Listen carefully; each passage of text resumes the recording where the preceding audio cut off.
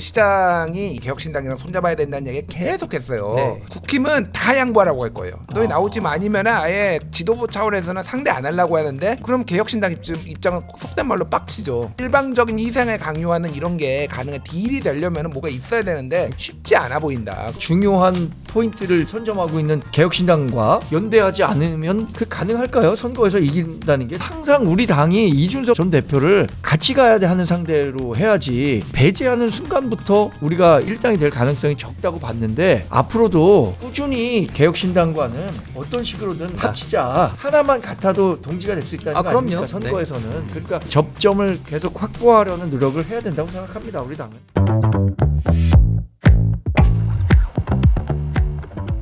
서울에서 이제 이런 이슈를 가지고 여러분들이 싸우고 있습니다. 바로 한강버스입니다. 이 오세훈 시장 지난 토요일 저녁에 한강버스가 이 잠실 선착장 인근 강바닥에서 멈췄어요. 근데 이제 이게 공교롭게 김민석 총리가 최근에 한강버스 안전 문제를 가지고 뭐 현장 실사도 하시고 이러면서 이런 문제점을 지적을 했단 말이에요. 이 멈춤 사고 심각하게 우려된다. 원인 조사하고 대책 점검하라. 그랬더니 이제 오 시장 바로 페이스북에 받아쳤죠. 야, 이거 안전 문제를 이렇게 정치 공세의 도구로 삼는 건 바람직하지 않다. 뭐 어떻게 보면은 지금 굉장히 수세적 입장에 취해 있어요. 이 한강버스 사고가 지금 잇따라 발생을 해서 과연 이 한강버스 문제 때문에 이거 서울시장 선거까지 영향을 미치는 거 아니냐, 이거 악재가 되는 거 아니냐, 이렇게 우려하시는 목소리들이 좀 나오고 있는데 어떻게 보세요? 아니 이거를 뭐 정쟁이고 뭐고 총리가 지적을 하는 게 당연한 거 아닌가요? 이거는. 예. 그러니까 사고가 안 나면 되잖아요. 이게 근데 진짜 너무너무 지금까지 운영이 잘 되다가 어쩌다가 한 번 사고 나면은 저게 과도한 정치 공세다 오 시장이 그렇게 할 수가 있는데 시작부터 지금까지 첫날에 화장실 때문에 안 돼가지고 역류해가지고 똥오줌이 넘치는 것부터 시작을 해가지고 사흘 만에 운행 중단하고 한 달 동안 이제 한 달 동안 운행 안 하다가 안전사고가 지금 계속 나고 있는 거예요 지금. 네. 그래서 이것도 강바닥에 수심이 지금 비가 안 와서 수심이 낮아지니까 강바닥에 걸린 거잖아요. 네. 그래서 여기에 80명인가가 지금 다른 배가 와가지고 다 구조한 거예요. 그러니까 네. 이게 그냥 단순한 문제가 아니에요. 이거 지금 아직도 지금 이렇게 정식 운행도 안 하는데 위험한 상황이면은 이거를 이런 식으로 해야 되니까 이거를 정쟁이라고 본인은 느낄 수 있겠지만은 정쟁으로 치부할 문제가 아니에요. 이거는 왜 오 시장이 이렇게 뭐 본인이 이제 업적이 없으니까 요즘 여러 개 미는 게 있잖아요. 그러니까 그게 한강버스였는데 지금 이건 망한 사업이 됐고 또 하나가 이제 종묘가 되고 있는데 논쟁이 있고 막 그렇단 말이에요. 제가 보기에는 한강버스는 그냥 접는 게 낫겠다. 이거 계속 더 해봤자 큰일 난다. 이거 사람 한 명 죽으면요 오 시장 그냥 날아갑니다. 제가 보기엔. 그러니까 이거 지금 안전을 확인하기 위해서 지금 이렇게 하고 있는데도 그런 사고가 나면은 그러니까 제대로 운항을 하겠습니까? 자, 실제로 지금 서울시장 선거 출마 선언하신 분이죠. 박주민 의원. 이분도 이렇게까지 표현을 했어요. 시민 몇 명이라도 다치거나 죽어야 멈출 것이냐. 이거 굉장히 수위가 높은 발언이란 말이에요. 근데 이렇게까지 하는데 아직까지 오 시장은 사실 명태균 리스크도 있었고 뭐 특검 조사도 받았고 그럼에도 불구하고 사실 지지율이 그렇게 흔들리지 않았었단 말이에요. 과연 민주당 총공세 이번에는 좀 다를까요? 어떻게 보세요? 명태균 리스크는 전 거의 사라졌다고 봐요. 그 특검이 네. 이렇게 그 강도 있게 조사를 했는데 지금 뭐 구속영장 청구하지 못하고 있죠. 구속영장 청구 좀 불가능할 거라고 보고 그게 불구속 기소라고 하더라도 지금 명태균 씨가 갖고 있었던 메신저로서의 신뢰라든가 뭐 뉴스메이커로서의 영향력 이것들이 많이 사라진 상태에서 비교하면 뭐 그렇죠. 지금 뭐 그게 그 오세훈 시장에게 영향을 미칠 것 같지는 않은데 한강버스는 일정 부분 좀 부담이 될 것 같아요. 있다. 왜냐하면 이게 지금 얘기하신 것처럼 안전사고가 계속 누적해서 발생하고 있단 말이에요. 그러면은 그 공격할 빌미를 받지 않도록 정말 안전관리를 더 철저히 해갖고 이런 일이 발생하지 않도록 해야 되는데 네. 물론 그런 노력을 했겠지만 자꾸만 하나 둘 이렇게 발생하면서 그게 인식이 이제 바뀌는 거죠. 그렇죠. 그 공격의 빌미를 계속 주고 있는 거잖아요. 그래서 이 부분과 관련해서는 정말 안전이 120% 담보되지 않은 상태에서 저는 한강버스를 다시 뭐 이렇게 본인의 치적을 만들기 위해서 하는 것은 어렵다고 봐요. 실제로 좀 김준평론가 말씀 잘하셨는데 여기에서 정말로 인명사고 한 번이라도 발생을 해보십시오. 큰일 그러면 나죠. 그동안 있었던 것들, 그동안 계속 지적했었던 문제들인데 왜 그거 없이 이게 이루어졌느냐라는 부분에 대한 정치적 책임이 크게 올 것 어마어마하겠죠. 같아요. 폭풍이. 지난번 대선 후보 선출 과정에서 오세훈 시장이 왜 중도에 드랍했냐 두 네. 가지 이유 있잖아요. 하나는 그때 당시 한덕수 당시 권한대행을 그렇죠. 대통령 후보로 영입하려는 움직임 하나 있었고, 또 하나는 토지거래 허가구역을 해제를 했었단 말이에요. 아 그때 좀 근데 실책이라는 말이 토지거래 많았죠. 허가구역 해제 이후에 집값이 막 꿈틀꿈틀 되면서 오르니까 이거 잘못됐던 거 아니냐라는 공격의 부분에 빌미를. 대한 그게 있었고, 그러면 첫 번째 이유 한덕수 전 총리와 차치하고라도 서울시정을 어떻게 이끌었느냐에 대한 문제는 조금 더 깊게 들여다볼 가능성이 크다고 보거든요. 네. 유권자들이. 그래서 한강버스가 정말로 안전에 정말 120% 담보했다라고 한다면 모를까, 지금처럼 막 논란의 한 영역에 있는데 그거를 마치 오기처럼 내가 이건 정말로 밀어붙이겠다. 해버릴 거야 라고 생각하는 것은 좀 지양할 필요가 있다고 생각합니다. 저도. 자, 한강버스 논란이 좀 계속되고 있는데 이게 과연- 하나만 얘기를 네. 하면은 지금 오세훈 시장이 어쨌든 서울이 보수화된 것도 있고 네. 꽤 경쟁력이 있잖아요. 그렇죠.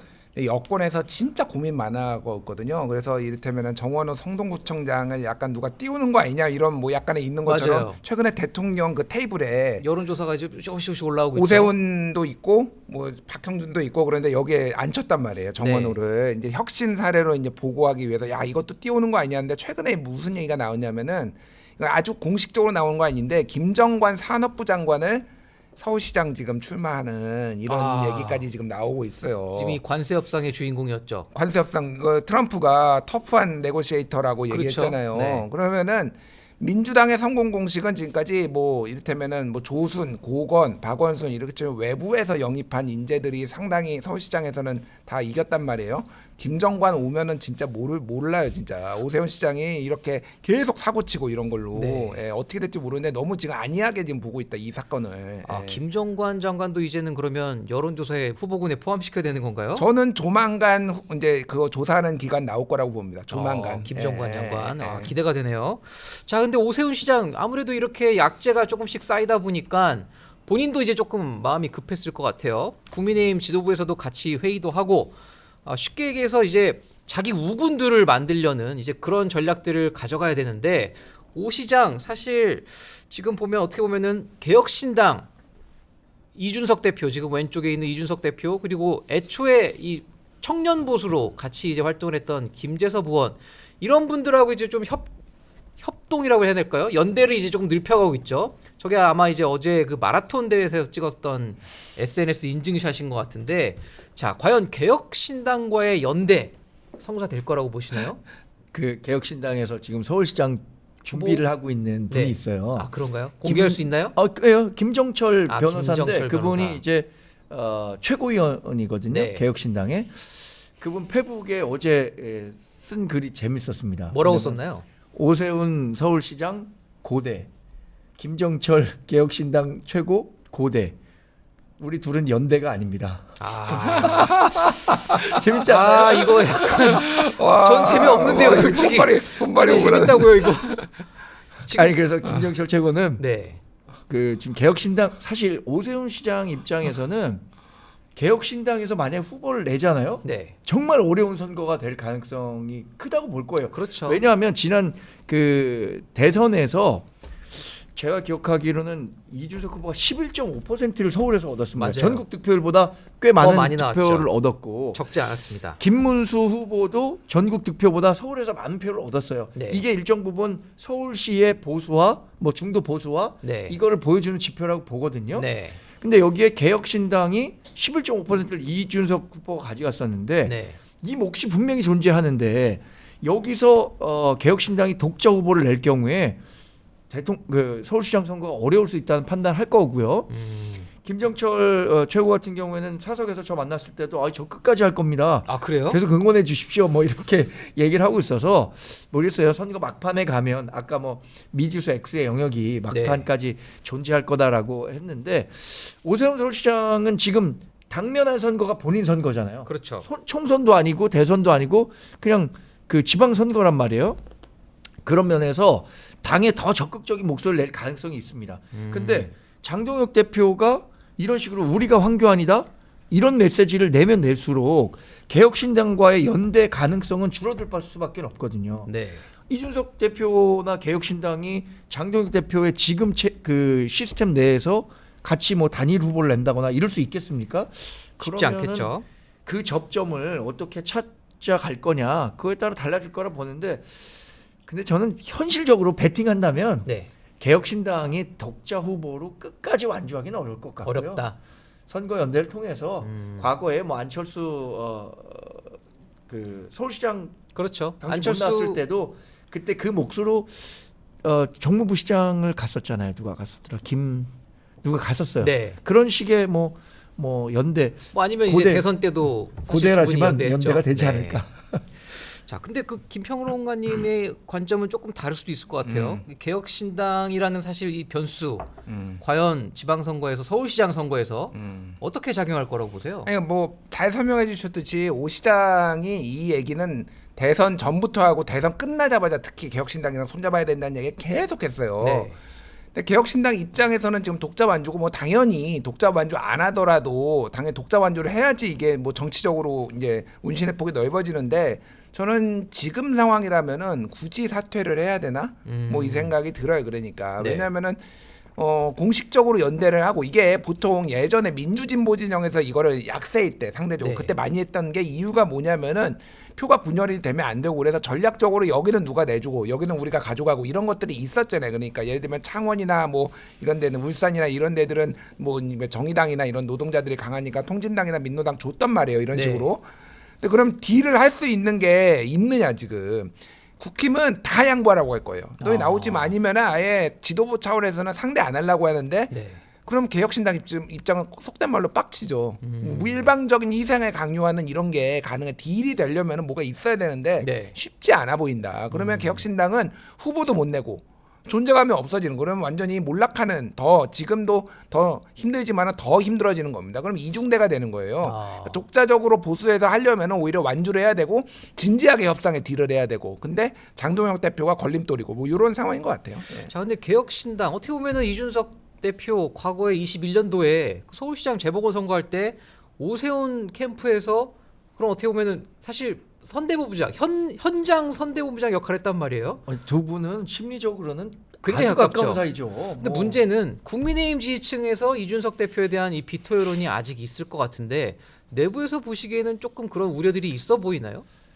아니 근데 선거에서 이기기 위해서는 아까 뭐 전광훈, 뭐 조원진 이런 세력과도 연대해야 한다고 하는데, 그거보다도 훨씬 더 중요한 포인트를 선점하고 있는 이준석 개혁신당과 연대하지 않으면 그 가능할까요? 선거에서 이긴다는 게. 저는 제가 이제 그 정치 입문한 이후서부터, 그때서부터 이제 이준석 전 대표가 굉장히 변수가 됐단 말이에요. 그렇죠. 전 항상 우리 당이 이준석 전 대표를 같이 가야 돼 하는 상대로 해야지, 이 배제하는 순간부터 우리가 이제 수권 넓혀갈 수 가능성이나 아니면 일당이 될 가능성이 적다고 봤는데, 앞으로도 저 꾸준히 개혁신당과는 어떤 식으로든 접점을 넓혀가야 된다. 합치자 이렇게 가야 될 거라고 생각해요. 그게 그렇죠. 궁극적으로. 우리 당을 뭐 장동혁 대표가 이끌고 있든 아니면 뭐 한동훈 전 대표가 새로 뭐 당권을 잡든 어떤 식으로든 2028년 선거를 개혁신당과 같이